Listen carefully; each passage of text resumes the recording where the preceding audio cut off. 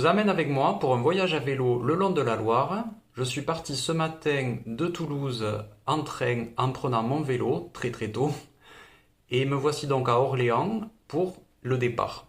On passera par Orléans, Blois, une boucle à Chambord, Amboise, Tours, Azay-le-Rideau, Saumur et Angers, puis retour en train à Toulouse.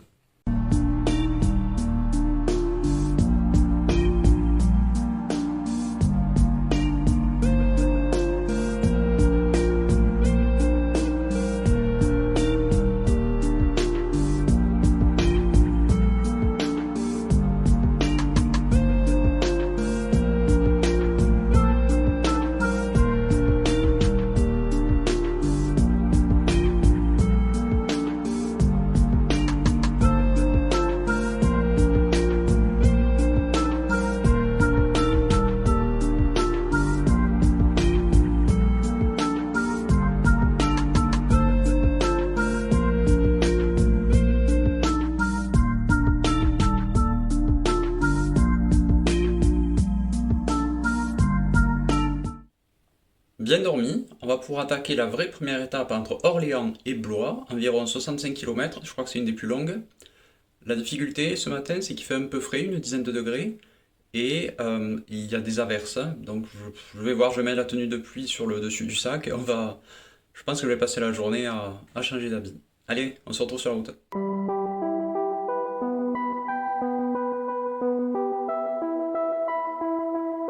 Première pause à Meung-sur-Loire pour visiter le village. Ce matin c'était un peu pluie, là c'est bon, ça s'est calmé, je pense qu'il pleuvra plus. Ils ont un système pour accrocher les vélos qui est assez sympa, je vous fais voir. C'est carrément des petites cabanes pour vélos. Donc ça permet de sécuriser et de laisser le vélo le temps de visiter le village.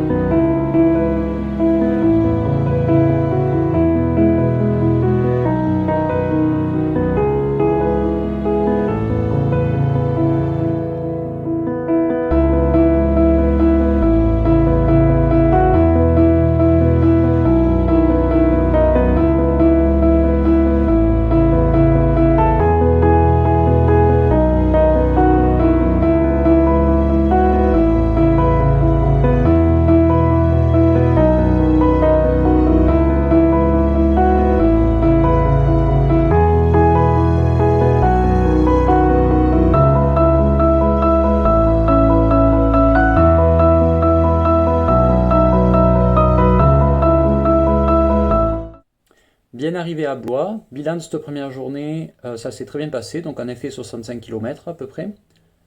Il a un peu plu le matin, j'ai dû mettre la tenue de pluie, mais le temps s'est levé après dans l'après-midi, donc c'était mieux.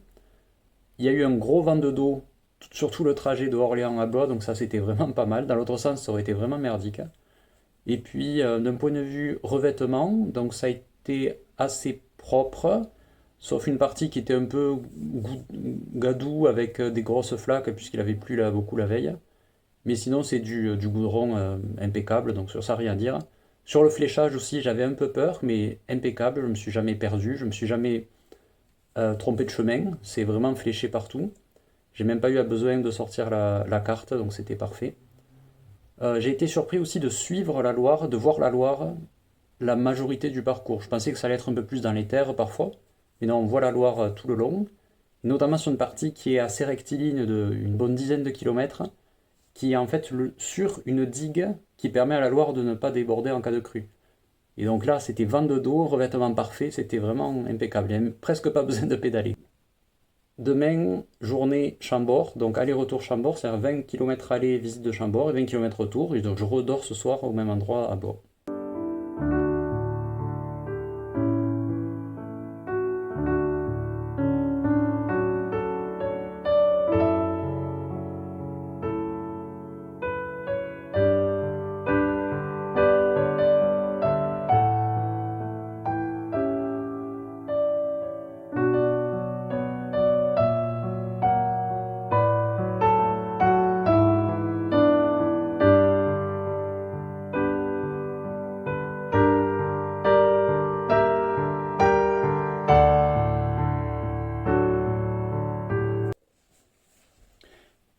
Bien revenu de Chambord, c'était une super journée, ça coupait un peu puisque c'était une boucle et que je reviens ce soir à Blois.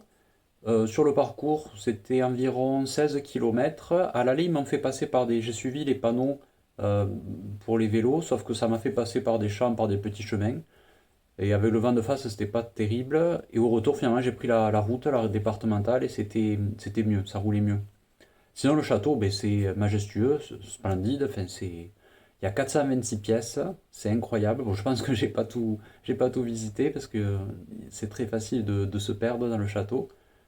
Ce que je comprends pas, c'est qu'il y a des cheminées, voire deux cheminées dans chaque pièce. Je me demande comment ils arrivaient à amener tout ce bois et comment ils alimentaient toutes ces cheminées. Demain, le plan, c'est Amboise, avec une étape à Chaumont-sur-Loire, qui est un très beau château aussi, donc je verrai ça demain.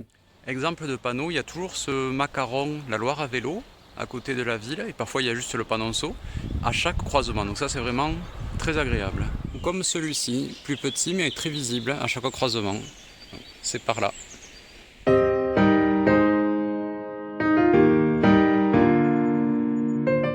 Petite étape à Chaumont-sur-Loire pour visiter le château.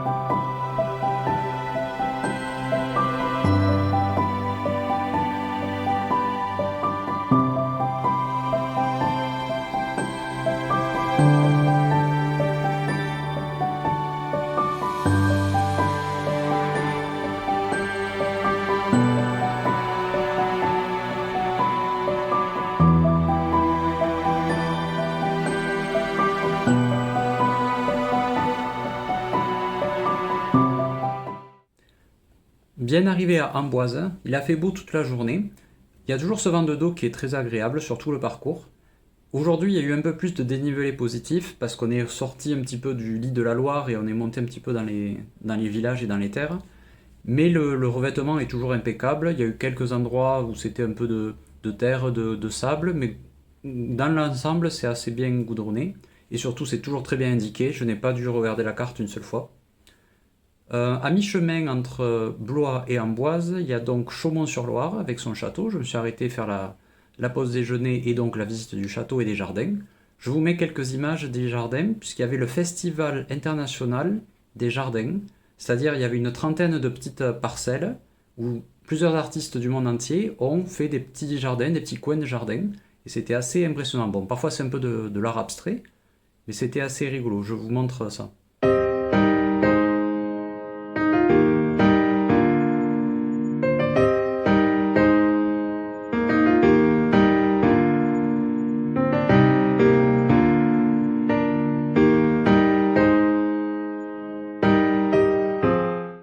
Et enfin, en arrivant en Amboise, j'ai visité le château du Clos Lucé, qui est la dernière demeure de Léonard de Vinci sur les 3 dernières années de sa vie.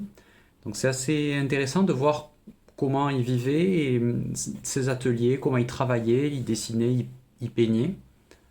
Et ensuite, dans le parc du château, il y a des reproductions de ces machines qui permettent de voir, de mettre en application tout ce qu'il a pu inventer. Demain au programme, c'est Amboise Tours en passant par le château de Chenonceau.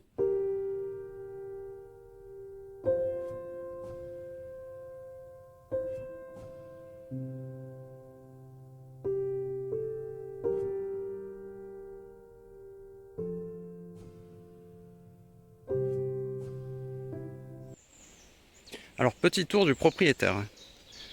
J'ai donc ces sacoches Décathlon à l'arrière qui permettent de les transformer en sac à dos assez facilement, c'est-à-dire on les déclipse et on s'en sert de sac à dos. On peut poser une veste dessus Et sur l'avant, j'ai aussi les deux sacoches ici qui permettent de mettre pas mal d'outils. Et j'ai les 9 vitesses, ce qui permettent d'aller un peu partout, donc c'est assez solide.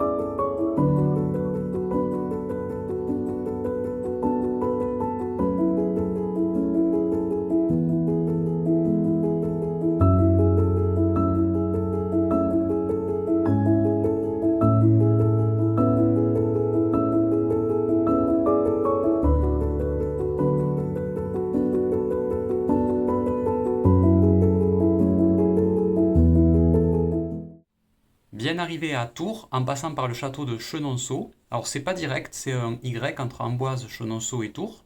Mais Chenonceau, ça vaut le détour, c'est vraiment somptueux sur le Cher. Et donc oui, la petite différence par rapport aux autres jours, c'est qu'on ne suit plus la Loire, mais le Cher. Le revêtement est toujours aussi parfait.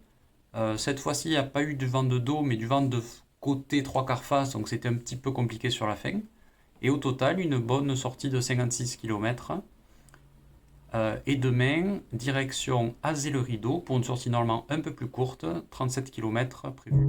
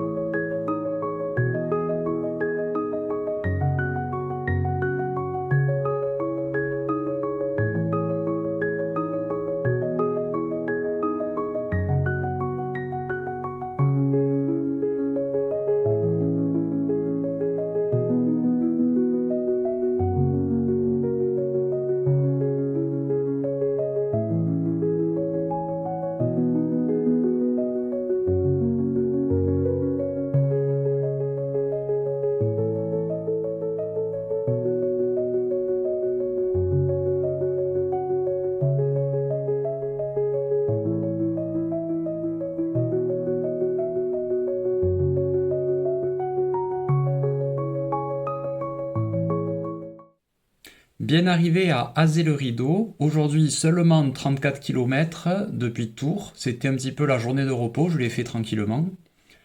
À mi-chemin, je suis passé au château de Villandry. Le château est sympa, mais c'est surtout les jardins qui sont harmonieux, majestueux, tout est carré, tout est taillé à la perfection. Et surtout, ce n'est pas que du vert, il y a toutes les couleurs, il y a du rouge, du bleu, du jaune, qui sont faits avec des plantes différentes.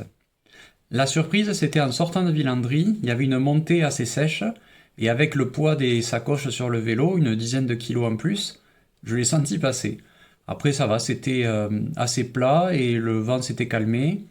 et grand soleil sur cette partie-là, donc c'était super aujourd'hui. Et enfin, arrivé à Azay-le-Rideau, visite du château et ce miroir d'eau qui est devant le château, qui permet d'avoir un reflet du château dans le miroir d'eau, qui fait un effet magnifique pour les photos. Voilà, demain, direction Saumur. On retrouve la Loire. Après 2 jours à suivre le Cher et l'Indre, on retrouve enfin la Loire.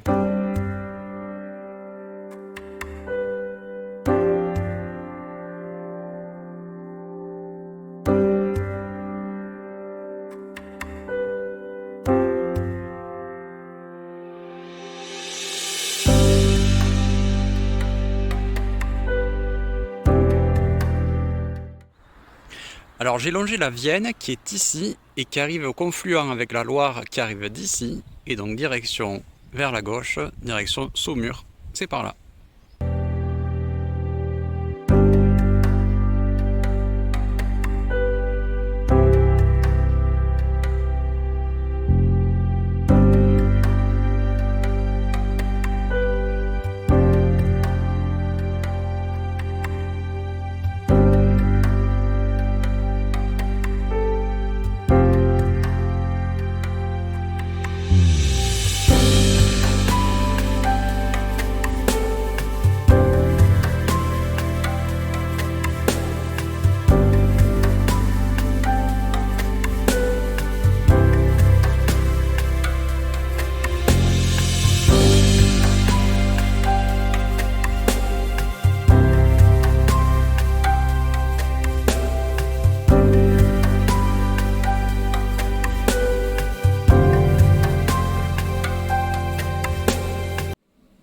Bien arrivé à Saumur, 60 km tout rond au compteur.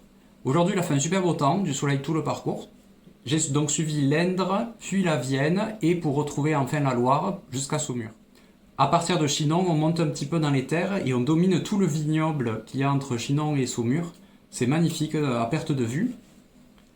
Et ensuite, en arrivant près de Saumur, on passe dans des villages troglodytes. Et donc carrément, la piste cyclable passe sous la terre, sous les grottes.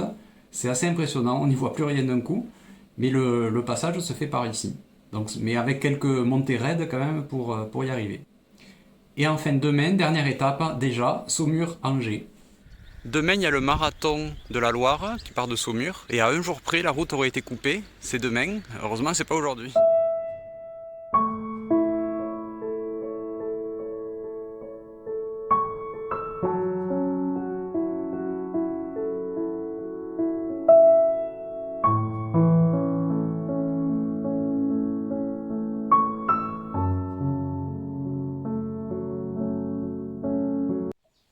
La petite surprise, le parcours passe par un bac pour pouvoir traverser le ruisseau ici. Donc je vais devoir tirer le bac pour mettre le vélo dessus et traverser avec la chaîne au sol.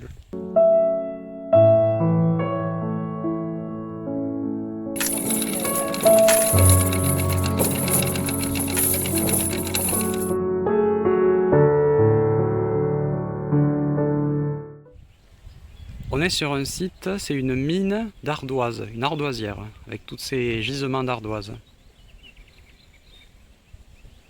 Je me demande si c'est dangereux pour les pneus, si je vais pas crever avec ça.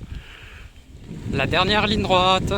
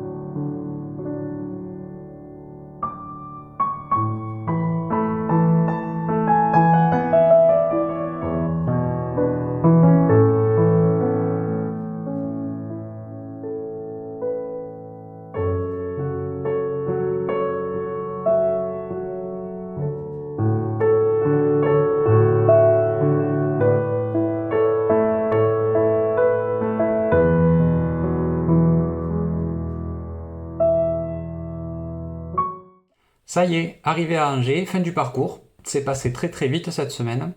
Alors aujourd'hui sur la route Saumur-Angers, en sortant de Saumur, on a fait un petit peu des montagnes russes, ça faisait que monter et descendre. J'avais peur que ce soit comme ça tout le parcours. Mais après quelques montées et descentes, après on est resté le long de la Loire et donc c'était tout plat sur la fin. Sur cette étape, il y avait moins de pistes cyclables dédiées et on empruntait plus la route avec les voitures, même si ça restait assez sécurisé. Et il y avait aussi le fléchage. Pour 2-3 fois, j'ai dû vérifier sur le téléphone si c'était la bonne route parce que 2-3 fois, ça manquait. Vous avez vu les images, j'ai dû aussi emprunter un bac pour traverser un ruisseau qui s'appelle l'Otion. Et donc finalement, il y avait un petit peu de courant et il fallait tirer le bac avec la chaîne, c'était assez dur. Et après, bon, il y avait d'autres personnes qui m'ont rejoint après et on a traversé ensemble. C'était pour pimenter un petit peu la fin de parcours. Et enfin, en arrivant à Angers, des mines entières d'ardoises, des ardoisières. Je ne savais pas du tout que ça se présentait comme ça. C'était assez impressionnant. Alors maintenant, si je devais faire le bilan de tout le voyage, c'était une super expérience, très enrichissante, à faire une fois dans sa vie, je dirais. Au total, 360 km au compteur, répartis en 7 étapes. Dans les points positifs, je dirais le parcours, qui est très très bien balisé. J'avais vraiment peur de ne pas savoir où aller, contrairement au canal du Midi où c'est tout droit. Là, c'était très très bien indiqué. Sur le revêtement, la plupart du temps, c'est un très bon goudron, mais il y a aussi parfois des zones où c'est plus cabossé. Par contre, il y a tous les revêtements. Il y a de la terre, des graviers, des cailloux, de la castine. Et donc c'est assez varié, on s'ennuie moins que sur le canal. Dans les points positifs, je mettrai aussi la météo, même si j'ai commencé en mars et j'ai terminé en juin, j'ai envie de dire. Le premier jour, il a plu le matin et c'était moins drôle, mais sur la fin, il faisait même chaud, donc c'était très bien. J'ai surtout eu du vent de dos pendant tout le parcours, ça c'était vraiment un gros atout. Quand j'ai choisi de faire la Loire à vélo, de Orléans à Angers, j'aurais très bien pu faire dans l'autre sens. J'ai fait ça un petit peu au hasard, de choisir ce sens-là. Et c'était un très bon choix, parce que chaque fois que je voyais les gens en face, ils galéraient avec le vent. Donc c'était vraiment très bien d'avoir le vent de dos. Et bien sûr, dans les points positifs, c'est évident, mais la visite des châteaux apporte vraiment un plus, une touche, qui permet de s'évader, de penser à autre chose. Et à chaque étape, il y avait son château, donc c'était parfait. Voilà, donc ça conclut cette aventure. Demain, retour en train en TER à Orléans et ensuite à l'Intercité Orléans-Toulouse. Ce fut vraiment un plaisir de partager cette aventure avec vous et j'espère qu'il y en aura plein d'autres.